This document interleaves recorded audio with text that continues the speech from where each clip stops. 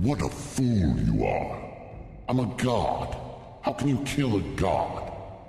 Dagoth Ur wasn't just a villain, he was Morrowind's dreamer. A friend turned god king, building a new world out of ash and nightmare.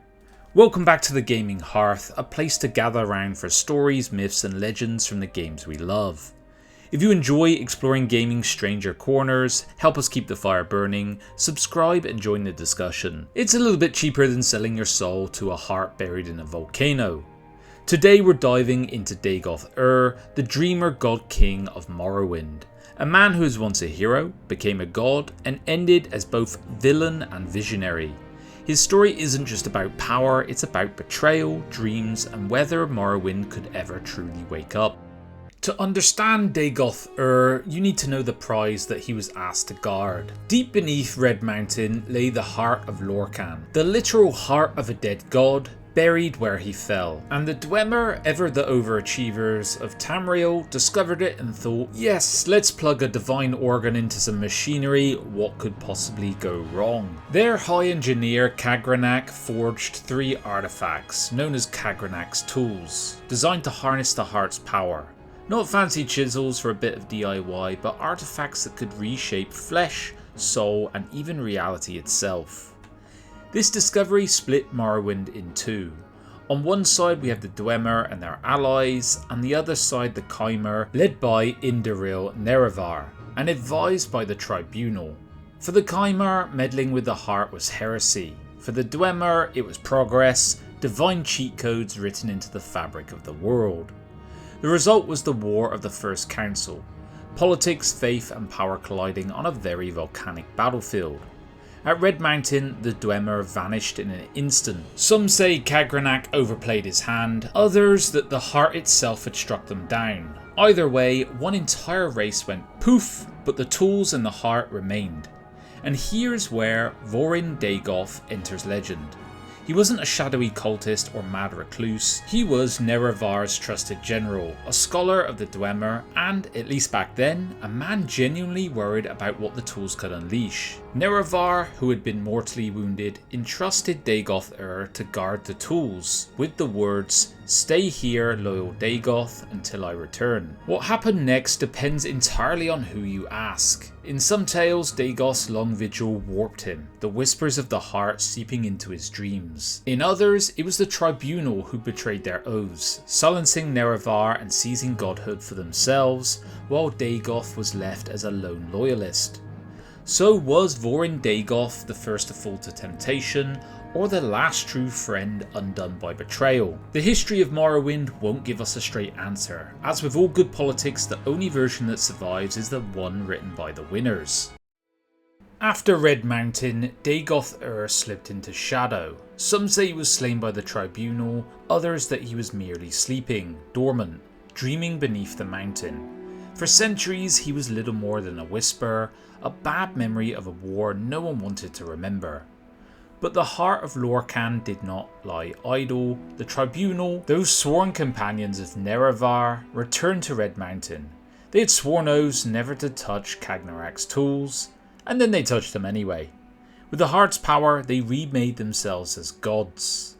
Almalexia, Vivek, and Sorthasil, once mortals, were now divine. Their temples rising high, while Dagoth's body, perhaps his soul, remained beneath the ash. For generations the Dunmer worshipped them, their power unquestioned. Yet their strength was never infinite. It was tied to the heart, it needed constant renewal. The Tribunal would creep back to Red Mountain and reforge their divinity, while Dagoth Ur stirred deeper within. It's almost poetic. While they used the heart to become gods, Dagoth Ur used it to dream, and in those long centuries his dreams grew strong enough to challenge them all. Centuries later, the dreamer awoke. Dagoth Ur returned from death, or perhaps he never truly died, transformed by the heart he had guarded. No longer Vorin Dagoth, loyal general, but Dagoth Ur, the Sharmat, sleeper, the self-made god. And with him came the 6th house. Not just a cult in the shadows, but a vision for Morrowind. Dagoth reached into dreams, calling the Dunmer from their beds with whispers of destiny. He promised freedom from the false gods of the Tribunal and independence from the Empire's meddling legions. No more lies, no more taxes, just ash, truth, and a slightly alarming amount of chanting in caves. But his dream came at a cost. Corporus, the disease of flesh, spread across Vvardenfell, warping its victims into grotesque creatures. Blight storms swept the land, choking crops and villages. What Dagoth called the Awakening looked to most people a lot like the Apocalypse. Still, you can almost see the appeal. While the Tribunal squabbled in their glass palaces and the Empire tightened its grip, Dagoth Ur offered something raw, the dream of a Morrowind free of both. The problem was his dream didn't leave much room for people who weren't worshipping him as a god. The Sixth House was never just a cult, it was Dagoth Ur's manifesto. To some salvation, to most a nightmare. And through it all, his voice threaded the dreams of Morrowind, calling himself simply the Dreamer. And so when the Nerevarine finally reached the Heart Chamber deep inside Red Mountain, the stage was set. Not just man against god, but dream against lie. Dagoth Ur didn't rant like your usual end boss. He spoke to you like an old friend. Calm, persuasive, as if the fight was something you'd already both dreamt. His speeches are some of the most memorable in RPG history.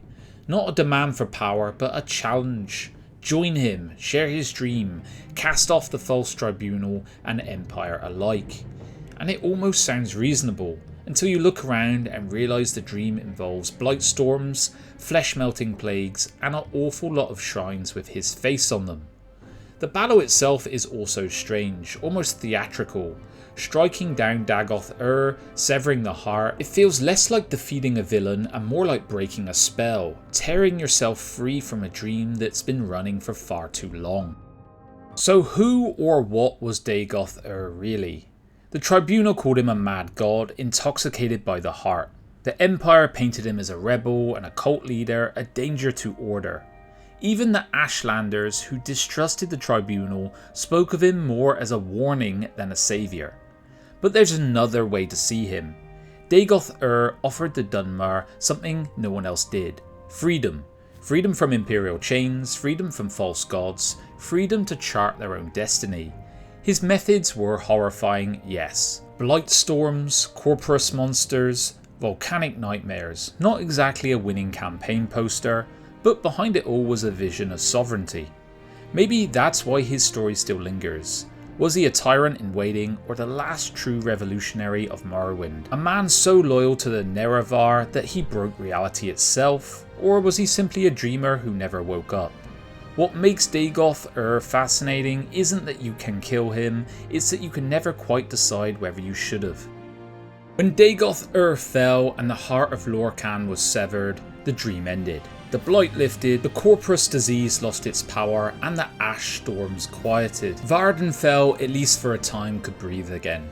But killing a god is never neat. The Tribunal's power collapsed with the heart gone, their divinity drained away.